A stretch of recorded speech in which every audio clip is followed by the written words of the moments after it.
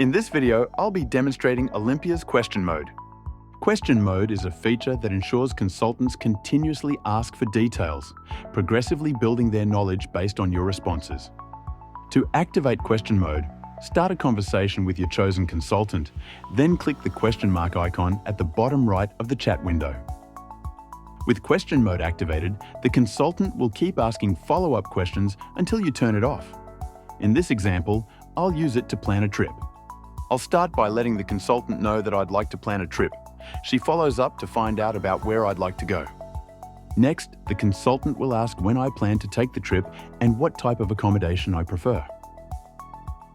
Then, she asks about my accommodation budget, but I provide the budget for the entire trip instead. In her next message, she asks about the activities or attractions I'm most interested in. Since I think she has enough information, I'll turn off question mode and ask her to create a travel plan based on what I've provided. She'll then provide an itinerary based on the information gathered while question mode was active.